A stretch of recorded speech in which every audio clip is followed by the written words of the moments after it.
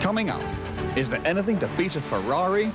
Driving Passions gets behind the wheel at the latest F512M and takes a look at the alternative if you're not a millionaire.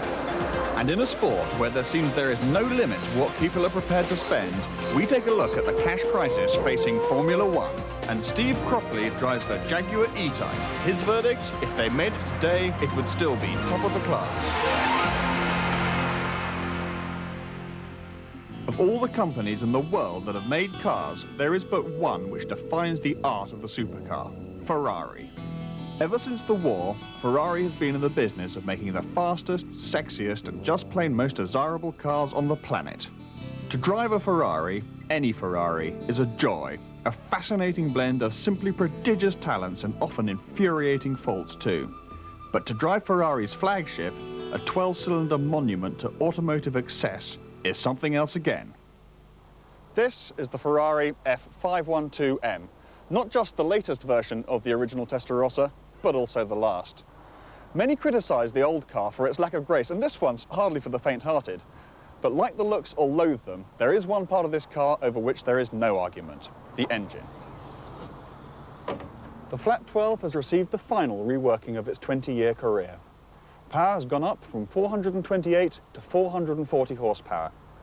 In other words, it's like taking 3 Golf GTI engines and putting them into just one Golf. And the noise it makes? Well, listen to this.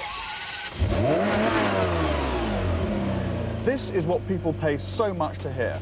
This and, of course, the way it drives.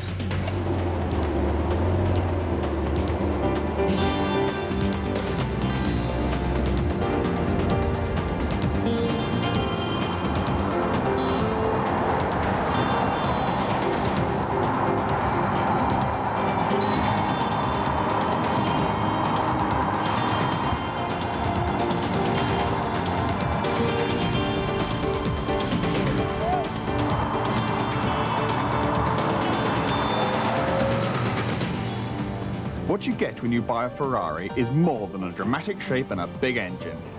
Unlike most cars, which try to distance their drivers as far as possible from the mechanical processes needed to make them move, a Ferrari includes its driver in its every action.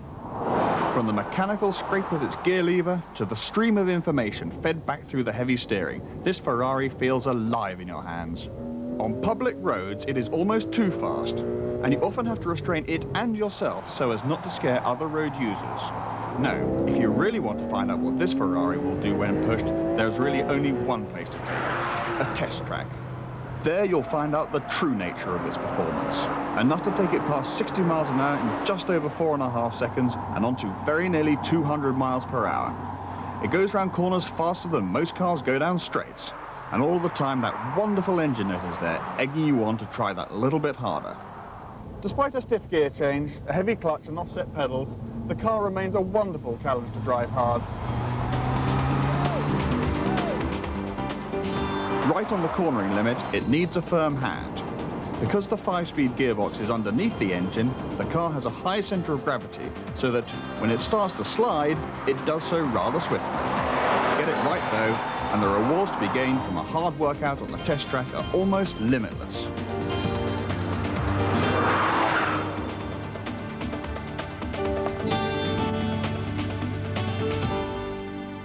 But what if, like me, you couldn't even afford the petrol for this Ferrari? There is another Italian sports car that's much cheaper and almost as much fun.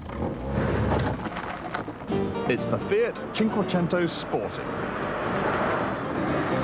If Ferrari ever decided to build a shopping car, this would be it. With a bigger engine and a better gearbox than the standard 500, stiff suspension and fatter tyres too, it not only goes like a pocket rocket, it handles brilliantly too. It has advantages over the Ferrari. It's cheaper, more compact, will seat twice as many people inside and is therefore much more practical too. In town, it's even more fun to drive. I mean, try doing this in the Ferrari.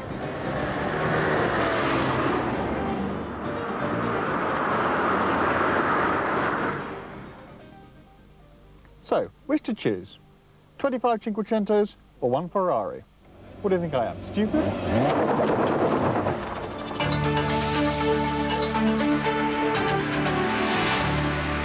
This is McLaren International, arguably the richest of all the Grand Prix teams.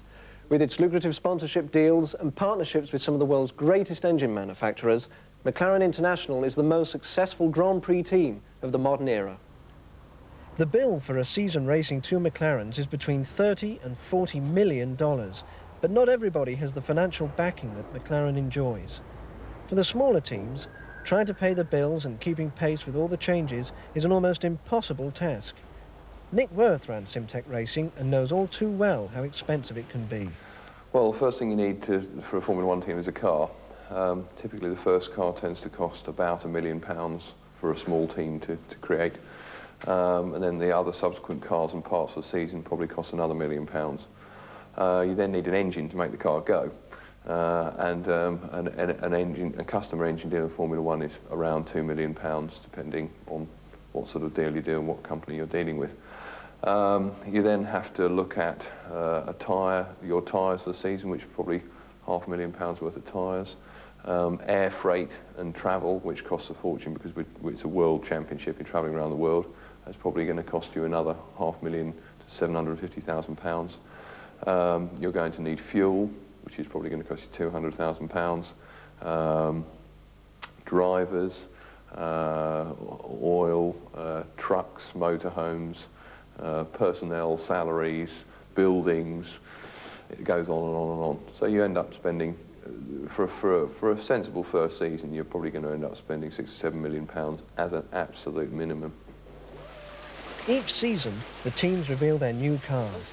In 1995, following the deaths of Ratzenberger and Senna, they were forced to incorporate a number of costly technical changes designed to slow the cars down and make them safer.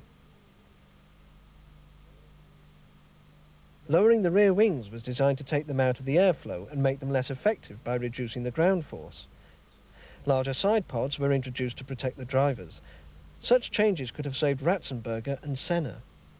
And the noses of the cars were stretched to get the driver's feet further away from any impact. Most importantly, the engine's capacities were reduced from 3.5 to 3 litres.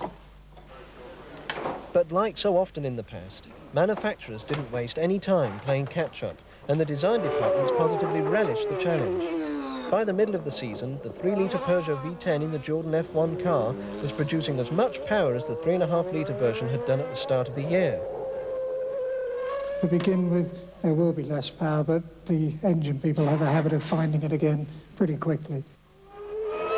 We've gone for just 2 pedals, a brake pedal and a throttle, because we don't want the driver to take his foot off the throttle at all. If he can slow the car down just with the left foot using the brake, clutches on the steering wheel. So in other words, he's keeping the momentum and he's keeping the revolutions of the engine up at a high level. So in other words, there's never a lag. And we feel that this can be a benefit to the drivers. It's also going to be quicker.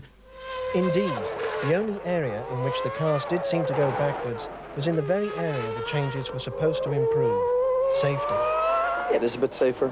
You're not getting into the high-speed corners at just the same speed, so if something breaks, you've more chance at 170 mile an hour than you do at 180, although there's probably not a lot of difference. I'd rather hit something at 170 than 180. I can make no comment till it has its first accident, and we'd all stand around and see if it was stronger than last year's car or not. I believe it is very much so. Inevitably, with further regulations in the pipeline, the smaller teams are increasingly threatened with financial ruin. The question has to be asked, what price safety?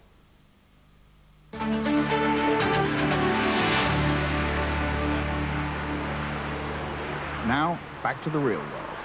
If, like many people, you just don't like car dealers, Steve Cropley can put your mind at rest. If you want to buy a used car, there are 2 main ways of doing it. You can buy privately, take a few risks, pay a bit less, or you can do what most people do, which is come to a franchise dealership like this one. They'll offer you a range of cars, they'll take your old heap off your hands, and they'll offer you finance if that's what you want. Today I'm looking for a fairly economical family saloon. This Rover 400 looks good. So as we go down the side of this car, first of all, check for ripples. Can be a sign of rather cataclysmic panel damage. Check the tyres, make sure they're the same type and well matched left to right. They are on this car. Look across the roof for ripples. If it's got ripples, you're in a bit of bother, I think, usually. This car's nice and clean. Rear tyres are good, as far as I can tell. No funny wear there. No maps of the world in the, you know, overspray on the rear. Nice clean bumper. Car hasn't been backed into the garage lately. A little bit of burning around the bottom of the exhaust pipe means the car hasn't been hit, but it also means it may need looking at. We'll have to check the silencers later.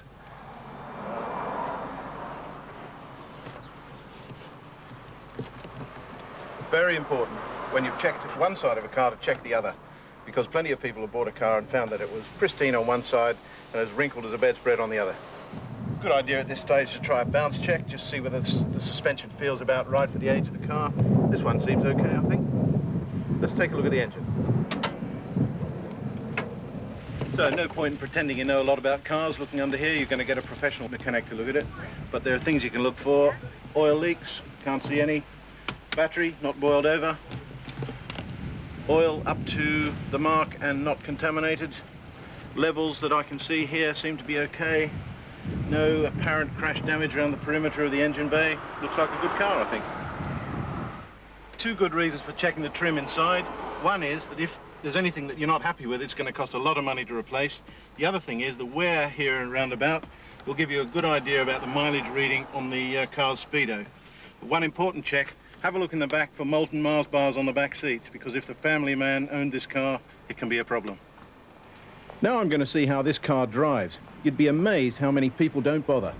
When you set off on a test drive like this, there's absolutely no need to thrash the car. Rather more important to just keep the car nicely balanced, feel things in a subtle way. You know, are there any shimmies through the steering wheel? Is it tracking straight, not pulling left or right?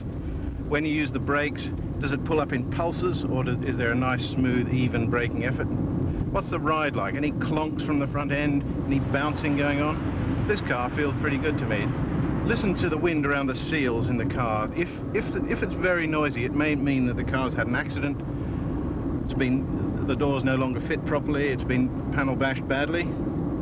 On a smooth section like this, interesting just to listen for little whining noises. Cars of this age can often have worn wheel bearings, and they'll set up it's as though somebody's humming a note in your ear.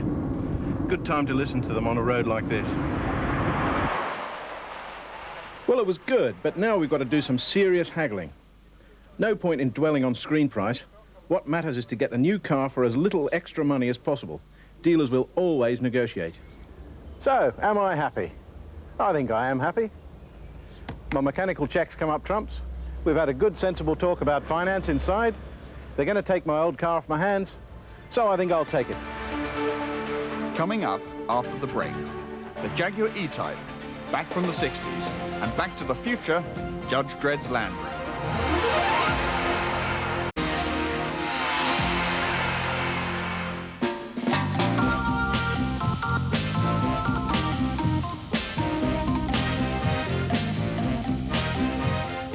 Ask anyone what they remember of the swinging 60s, and they'll probably mention the Beatles, Mary Quant, and the E-type Jaguar. When it came out in 1961, the E-type really stood the fast car business on its head. Here was a 150-mile-an-hour car which cost half as much as an Aston Martin with the same performance, 1/3 as much as a Bentley. It really took the leaping cat right to the top of the tree.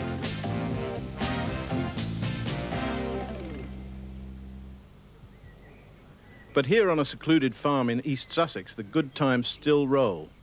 Eagle E-types builds Jaguar sports cars to a higher standard than they ever left the Coventry factory. The amazing lines are exactly reproduced, but if a buyer wants it, Eagle can give a car some subtle modifications so it can cope better with today's roads. Henry Pearman is Eagle's driving force. So, Henry, you've been a car nut all your life. Yes, yeah. But why did you major on the E-type of all cars? There's thousands of them, after all. Well, I think like most people, it goes back to childhood and remembering the old milk tray advert when they were jumping over the bridge, and ever since then, I had focus on E-types and thought, I've got to have one. And this is the kind of car you produce? That's right, yeah, that's one that we've recently finished, which we literally start from scratch with. This is the workshop where they actually start to look like cars again. Gosh, you keep it like a surgery. Wow. So this is a car in the basic condition before you start building it up. Especially this has now come out from the body shop, and all we'll use on an original car normally is this front section here, the bulkhead. Then Really? the rest of the car is completely brand new. So how about these tubes, Henry? They're the ones that support the engine. Well, they can look good on the outside, but if you shake an original, you hear usually loose rust inside, so we automatically fit new throughout. It still doesn't look too much like an E-type. We'll take a look at this one, Steve. This is one that we've recently finished. Oh, what a beautiful engine. This is XK 4.2, isn't it? That's right. Look at these cam covers. I think they're the most beautiful cam covers in the world. But I see the header tanks here. They used to rust, didn't they? They did, yeah. These days we fit a brass replacement, which solves the problem. And the triple SUs, do they cope with modern petrol okay? Yeah, they're not a problem. We also offer a full unleaded conversion where we fit stainless steel valves and bronze valve guides and alloy inserts, which will solve the problems. And they still go fine? They do, yeah. It just gives them a much longer life if you're going to run them unleaded all the time. I see. That's important. Means you can run one day to day. This is the first stage where the bulkhead's going on the jig and getting aligned up with the new core assembly.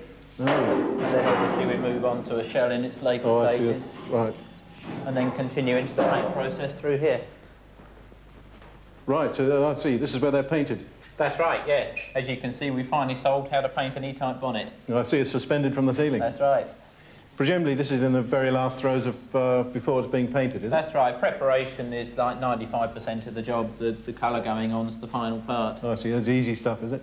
Not necessarily. The E-type was a towering success, as much on the track as in the showroom. Even Jaguar were taken totally by surprise. They set out to build 1,000 E's and finished up making 72,000 of them over 14 years. It was an enormous export success. Some of those exported cars are now in bits on Henry Pierman's shelves. We've got 12 years worth of collecting E-type parts here. Where are the rare things? Well, things like this, these are the carburetor and spring brackets are the sort of thing which is difficult to get in original condition. And then moving on to things like E-type speedos in kilometres and miles per hour, carburetor intake manifolds, brake kits, suspension kits, drop links. We've got heater boxes, we've got cowlings for radiators. We've basically got everything that you need to build a car.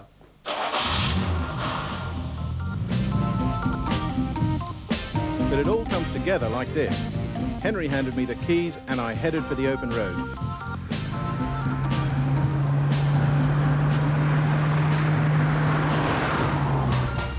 I was expecting this E-type to be lovely, but what I wasn't prepared for was the sheer solidity, the way it glided over bumps without even a squeak. E-types were not like that, believe me.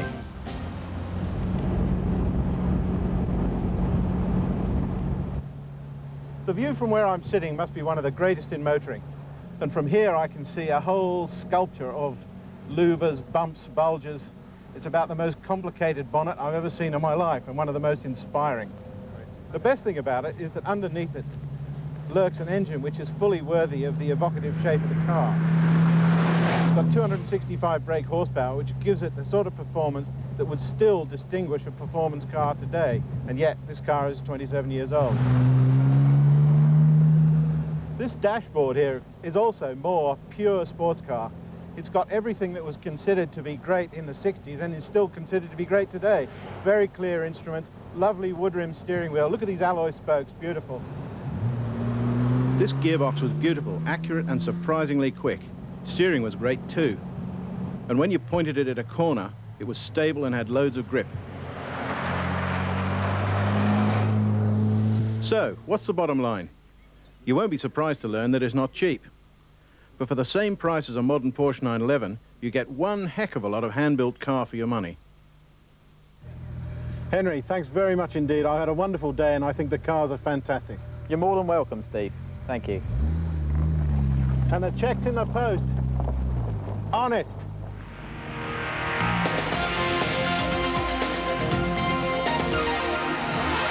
'73 Citizen Riot. In Sylvester Stallone's Hollywood blockbuster, Judge Dredd, set in a post-apocalyptic America, there is only one car manufacturer left on Earth, Land Rover. The company landed the contract after producers were shown sketches by Land Rover designer David Woodhouse. All 31 vehicles in the film were designed and built at the company's Solihull factory in the industrial West Midlands of England. Court's adjourned. I studied art and design for 8 years in total. More specifically, 4 years industrial design and 2 years at the Royal College of Art. And from there, I spent about 3 years working at Land Rover until this vehicle was designed. The original sketches were sort of made in moments of madness when there was time available at Rover, and so these were really called upon, you know, as the basis for the design.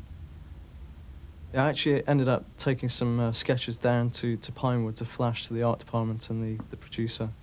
And the producer, Bo Marks, actually really picked up on one particular sketch, which was by chance in yellow, which was the correct colour for an American cab.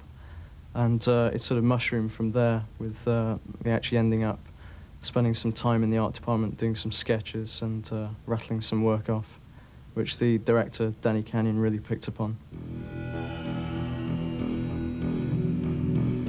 Having accepted the design, Land Rover had a very short time scale to produce 31 actual drivable vehicles.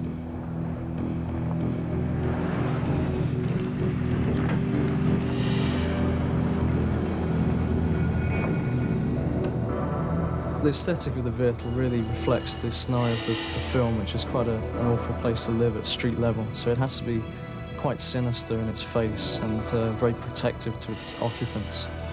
So basically it looks like a castle on wheels, a real fortress on wheels. And the face of it sort of reflects, you know, an influence of sort of baseball helmets and even American football helmets, very protective. Very, very small windows and very little glass area. To give this quite sinister appearance. The rest of the body had to be rather simplistic for two reasons. Basically, expedience in actually building the model. It actually helped us gain, it was an aid in timing. And also the fact that it had to be very easy to light under film conditions. Despite the futuristic exterior, the Dreadmobile is based on decidedly ancient technology. Under the gleaming body is the chassis of a 1940s Armed Forces Land Rover that puts the driver right at the front of the vehicle. But is the Dreadmobile more than just a pure fighter fancy? My design for this vehicle will affect road-going cars eventually, because the qualities of sort of hard surfaces, very stealth-like, I think eventually they'll be seen on road cars in terms of having more contradiction between hard and soft surfaces. So, is this the shape of Land Rovers to come?